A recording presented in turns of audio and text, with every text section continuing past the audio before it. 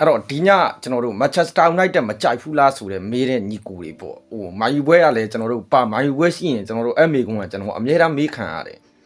ဟိုဖန်ပြီးအရမ်းများတော့အဲ့ဟာကိုကျွန်တော်ပြောပြမယ် Manchester United ကကျွန်တော်မကြိုက်တာမဟုတ်ဘူးဒါရှင်းရှင်းပဲပြောတာ Manchester United ကိုကျွန်တော်မကြိုက်တာမဟုတ်ဘူး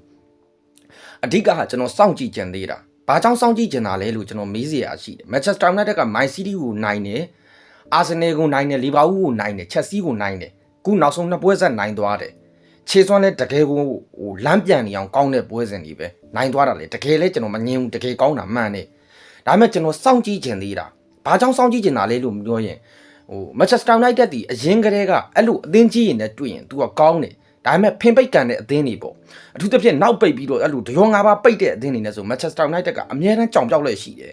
ဟိုကျွန်တော်အဲ့အကြောင်းလို့ဒီပွဲကိုစောင့်ကြည့်ခြင်းတာဒီပွဲပြီးသွားလို့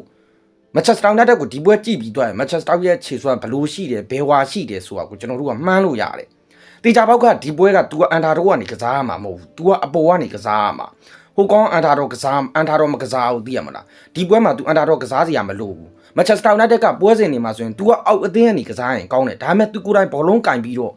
तू ကအပေါ်ကနေဆွားပြီဆိုရင်မာယူကကြောင်ပြောက်တတ်တဲ့အကျင့်ရှိတယ်။အဲအားကြောင့်မလို့ကျွန်တော်ကဒီညကိုစောင့်ကြည့်ချင်တာမကြိုက်ဘူးလည်းမဟုတ်ဘူးကြိုက်တယ်လည်းမဟုတ်ဘူးဟိုနောက်တစ်ခုကကြီးပေါ့ဟိုကြီးအနေထားကြီးကိုကျွန်တော်အဲ့လောက်ခေါင်းနဲ့မရှိပါဘူးကြီးရလေအရန်ကြီးကြိုက်မကြိုက်မဟုတ်ဘူးကြီးရတဘာဝကြားတဲ့ကြီးပဲ Manchester United ကူလက်ရှိဒီလောက်ဟိုက်နေတဲ့အနေထားမျိုးမှာဒီကြီးကပေါက်မှာပဲဒါပေမဲ့ကျွန်တော်ကကြီးကိုခေါင်းနဲ့ထည့်တာမဟုတ်အဓိကမန်ယူရဲ့လက်ရှိခြေစွမ်းကိုကျွန်တော်စောင့်ကြည့်ချင်တာအသင်းကြီးရဲ့နဲ့ပတ်သက်ရင်ကျွန်တော် Manchester United ကိုအယုံကြည်မရှိတဲ့အကြောင်းရင်းမရှိဘူးကျွန်တော်အသင်းကြီးရဲ့နဲ့ပတ်သက် Manchester United ကိုယုံကြည်ရှိတယ်ဒါပေမဲ့အဲ့ဖင်ပိတ်ကန်တဲ့အသင်းနေနဲ့ဆိုရင်မန်ယူရဲ့ခြေစွမ်းကိုကျွန်တော်စောင့်ကြည့်ချင်တာအမိုရင်လိုဖြစ်သွားမလားအမိုရင်ဆိုအသင်းကြီးနဲ့ကောင်းတယ်အသင်းပိန်နဲ့ဆိုရင်ကြောင်ပြောက်တယ်ခုကျွန်တော်ပြောချင်တာကားတယ်လည်းအဲ့လိုဖြစ်မလားဒါမှမဟုတ်ရင်ကားတဲ့ကတကယ်ကိုခြေစွမ်းကောင်းသလားဆိုတာကိုကျွန်တော်ကစောင့်ကြည့်ချင်သေးတာအဲအားကြောင့်မလို့ကျွန်တော် Manchester United ကိုဒီနေ့ပွဲကိုမပြောခဲ့တာ